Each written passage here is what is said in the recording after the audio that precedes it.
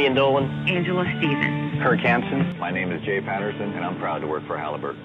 My name's Ben Carter, and within the first week of being in Iraq, I knew that that wasn't going to be the company that I wanted to be with. Halliburton was hired to provide clean, safe cooking, cleaning, shower water for the military. One of Halliburton's employees saw something wiggling in the water in his toilet bowl. So I went and tested the water in our water storage tanks. There was no chlorine in them, none. The water we showered in every single day was extremely contaminated. And when I talk about contaminated water, I'm saying malaria, typhus, giardia, cryptosporidium. I mean, the list is really, really long. Halliburton is accused by its own employees of exposing troops to contaminated water in Iraq. When I tried to notify the troops that they may be exposed to a serious health risk, I was told that the military was none of my concern. They were only concerned with making their profit and didn't care how it may affect the troops. Of the 67 water treatment plants that Halliburton run, 63 of them weren't providing safe water. And the Marines are showering in it every single day.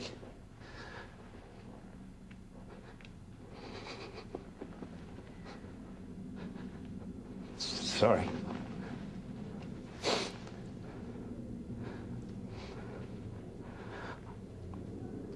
I was there to help them.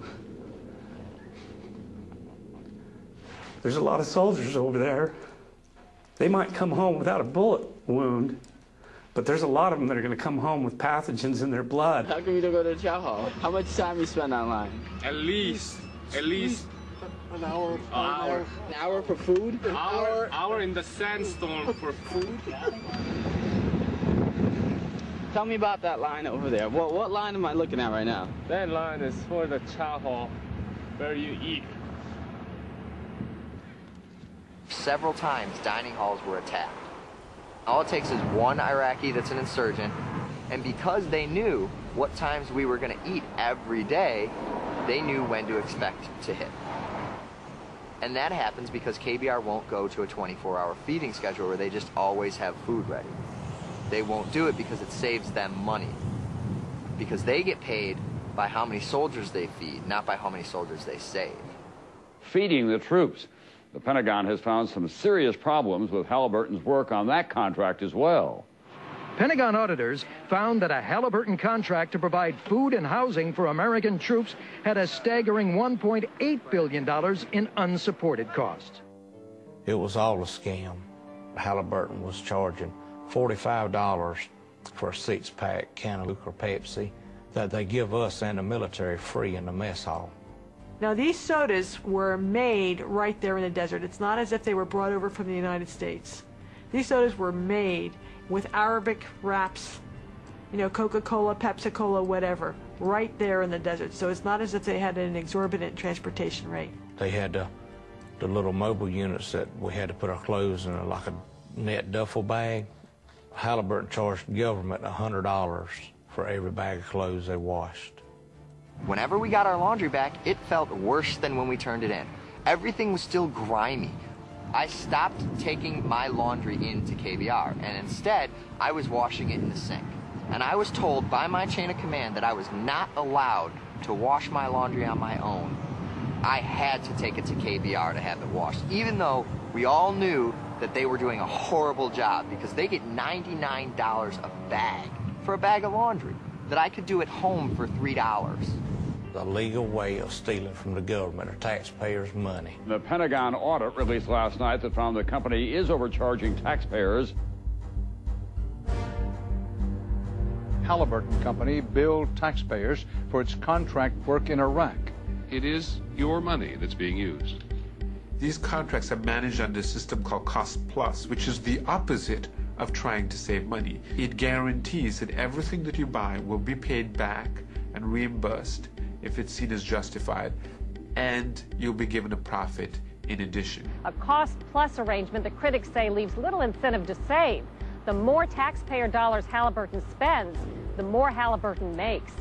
Cost plus encourages you to run up the cost of a program because you are going to get a percentage of the end result.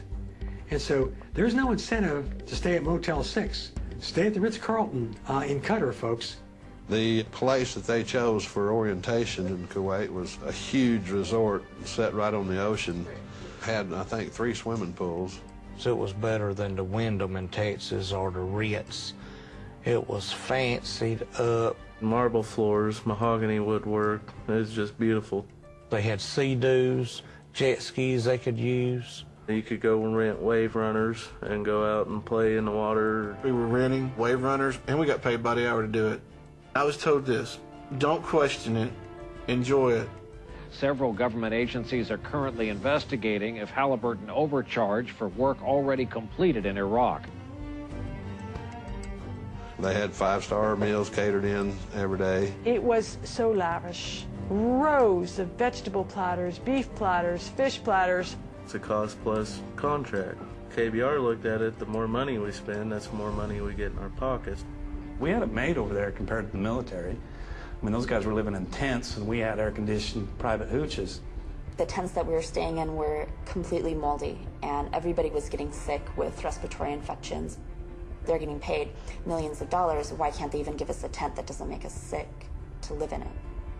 The soldiers are sleeping on these little cots out in the middle of the desert, while these KBR executives are driving these $40,000 vehicles. They and their secretaries are driving at least a $30,000 to $40,000 vehicle.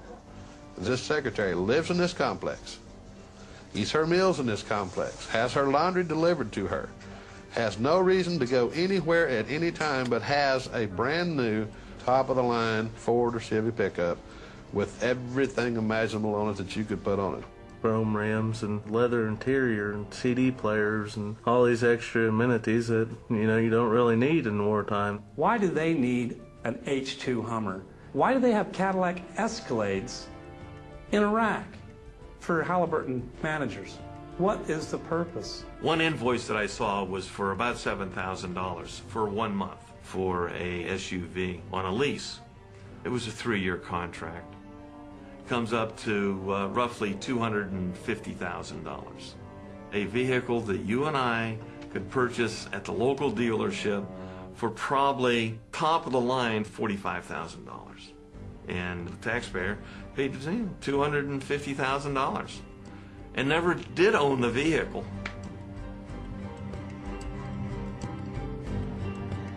They got the wrong equipment, ordered the wrong stuff, computers still in boxes, new vehicles. They'd push them out in what they called burn pits. And they just set it on fire, claim it as a loss, get more money for the right equipment or the right stuff they needed. Why would you need to order somebody else's wrong equipment just because somebody pays you to do it? And you burn it and destroy it. You got brand new trucks over there, and there's not even oil filters. So when the motor blows, what do? Buy a new truck and bill the government. $75,000 truck. They wouldn't even have a spare tire to fit it, and we had to blow it up.